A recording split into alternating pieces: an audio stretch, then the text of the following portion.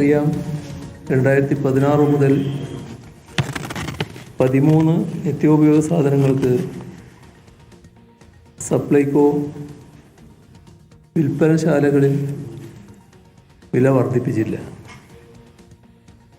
10ാം വർഷം അവസാനമാണ് സബ്സിഡി നിരക്കിൽ നാമമാത്രമായ വർധനവ് വരുത്തിയത്. അരിയും പലവ്യഞ്ജനങ്ങളുമൊക്കെ നല്ല തോതിൽ ഉൽപ്പാദിപ്പിക്കുന്ന സംസ്ഥാനങ്ങളുണ്ട്. അവിടെ പോയി ഉൽപ്പാദന കേന്ദ്രങ്ങളിൽ നിന്ന് നേരിട്ട് സംഭരിക്കുന്ന നിലയാണ് നാം സ്വീകരിച്ചിരുന്നത്. അതുകൊണ്ടാണ് ഇത്തരം പദ്ധതികൾ വിജയകരമായി നടപ്പാക്കാനായി. കഴിഞ്ഞ തെരഞ്ഞെടുപ്പോടെ ഭരണമാറ്റം സംഭവിച്ചു. ഇപ്പോൾ സപ്ലൈകോ, റേഷൻ കട ഇവ വഴിയുള്ള വിപണി ഇടപെടൽ തന്നെ താളം തെറ്റിയിരിക്കുകയാണ്. റേഷൻ കടകൾ വഴി ഇതര വിഭാഗങ്ങൾക്ക്, മുൻഗണനാ ഇതര വിഭാഗങ്ങൾക്ക് നൽകിയിരുന്ന സ്പെഷ്യൽ അരിയുടെ വില നേരത്തെ 10 രൂപ 90 പൈസയായിരുന്നുവെങ്കിൽ 26 രൂപയായി വർദ്ധിപ്പിച്ചു. മാത്രമല്ല അളവും വെട്ടിക്കുറച്ചിരിക്കുന്നു. ഗുണനിലവാരം കുറഞ്ഞ അരിയാണ് നൽകുന്നതെന്ന പരാതിയും അതോടൊപ്പമുണ്ട്. പൊതുവിപണിയിലാണെങ്കിൽ അരിവില വലിയ തോതിൽ വർദ്ധിക്കുകയാണ്. ഇതോടൊപ്പം തന്നെ നേരത്തെ ചെയ്തിരുന്നത് ഹോർട്ടികോർപ്പ് വഴി പച്ചക്കറി സംഭരിക്കും. അത് വിതരണം ചെയ്യുന്നത് വലിയ ആശ്വാസമായിരുന്നു. അതിപ്പോൾ നിലച്ചു. അത് വില പിടിച്ചു നിർത്തുന്നതിന് ഒരു സംവിധാനം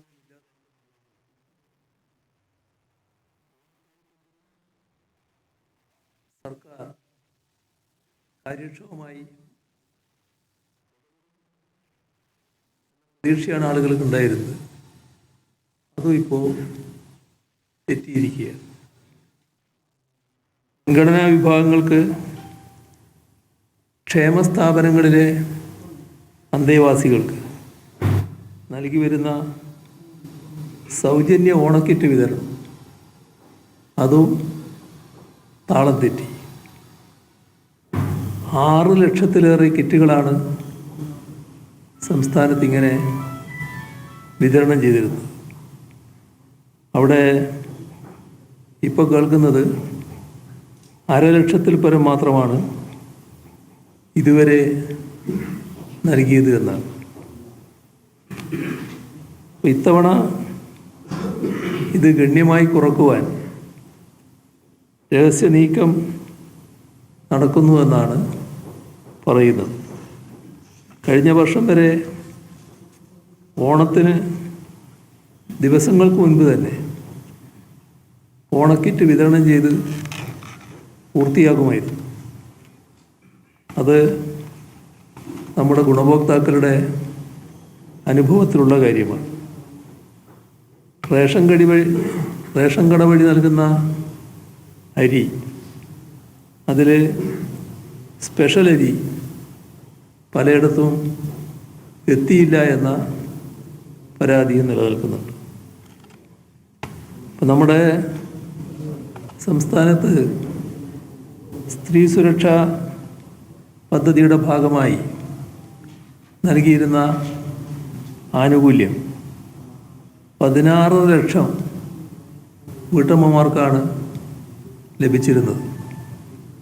അതിനിയും വർദ്ധിക്കുന്നതാണ്. പക്ഷേ ആ സ്ത്രീ സുരക്ഷാ പെൻഷൻ നിർത്തലാക്കിയതോടെ 16 ലക്ഷം പേർക്ക് കിട്ടിയത് കിട്ടാതായി. പുറമെ അപേക്ഷിക്കേണ്ടവർക്ക് അപേക്ഷിക്കാൻ പറ്റാത്ത അവസ്ഥയും വന്നു. സ്കൂൾ കുട്ടികൾക്ക് 5 കിലോ അരി ഓണക്കാലത്ത് നൽകാറുണ്ടായിരുന്നു. ഇത് 4 കുറച്ചു. അത് വിതരണവും മുടങ്ങി. ഇന്നലെ ഓണാവധി ആരംഭിച്ചു, സ്കൂളുകൾ അടച്ചു. പക്ഷേ അരി നൽകുന്നതിനായിട്ടില്ല. അതേപോലെ തന്നെ പട്ടികവർഗ വിഭാഗങ്ങളിൽ 60 വയസ്സ് കഴിഞ്ഞ ആളുകൾക്ക് ഓണം സമ്മാനമായി 1000 രൂപ നൽകുന്ന പദ്ധതി ഉണ്ടായിരുന്നു.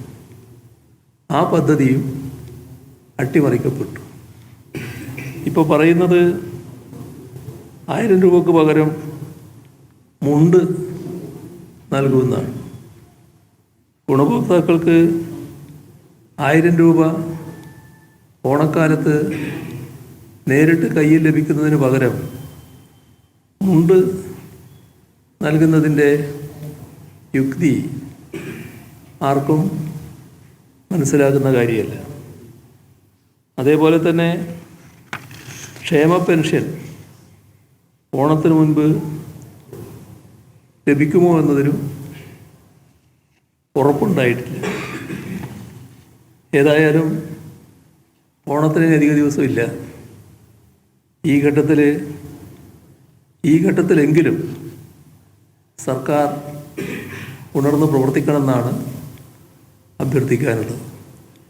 ഈ ദിവസങ്ങൾ കൊണ്ട് വന്ന കുറവുകൾ പരിഹരിക്കുന്നതിനുള്ള ഇടപെടലുകൾ സർക്കാരിൻ്റെ ഭാഗത്ത് നിന്നുണ്ടാകണം. പൊതുവിതരണ ശൃംഖല വഴിയും സഹകരണ സ്ഥാപനങ്ങളെ ചുമതലപ്പെടുത്തിയും വിപണിയിൽ കാര്യക്ഷമമായി ഇടപെട്ട് നിത്യോപയോഗ സാധനങ്ങൾ ന്യായവിലക്ക് വിതരണം ചെയ്യുന്ന അവസ്ഥയുണ്ടാവണം. അല്ലലില്ലാതെ ഓണം ആഘോഷിക്കാൻ സർക്കാർ ഇത്തരം നടപടികൾ സ്വീകരിച്ച് വഴിയൊരുക്കേണ്ടതായിട്ടുണ്ട്.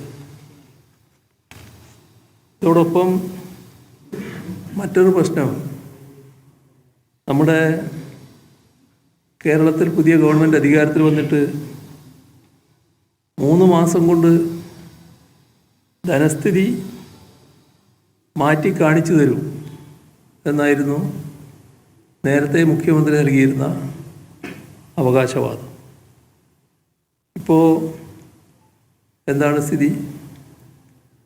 2026-27 വർഷം നമ്മുടെ സംസ്ഥാനത്ത് ആദ്യത്തെ 9 മാസത്തേക്ക് കേന്ദ്ര സർക്കാർ അനുവദിച്ചിരിക്കുന്ന വായ്പാ പരിധി 32,480